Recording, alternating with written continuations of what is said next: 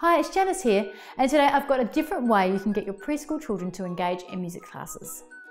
I wonder how many of you have experiences like I did when I first started teaching preschool music. I had times where the children just wouldn't do anything at all, and they'd end up cuddling their mums or even hiding under a chair.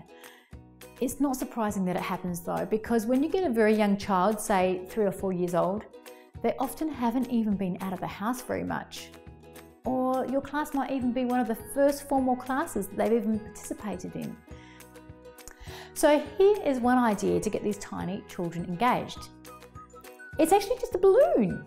Actually, it's a little balloon person where they stick on some feet and a cute little face. It's a little craft activity, and it can be done in about 2 minutes with parents and people to help, of course. And then you can do fun things like this up and down song where they can have fun waving their balloon person around to the music.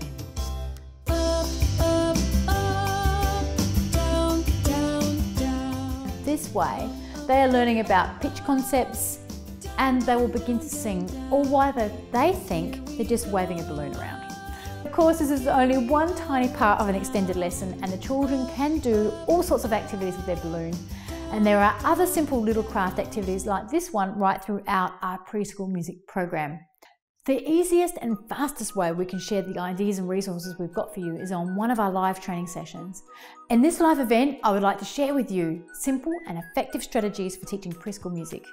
You'll learn all about how you can run fun and educational preschool music sessions, even if you're not a trained teacher in this area. So to join our next training event, just click the link below to learn more and sign up. Make sure you act quick because our trainings do fill up and we only have a limited number of people at once so that we can be sure to answer all of your questions. So I hope you enjoy the free idea this week. You can download the templates below, and I look forward to sharing more of these types of ideas and helping you do outstanding preschool music classes on our next live training session.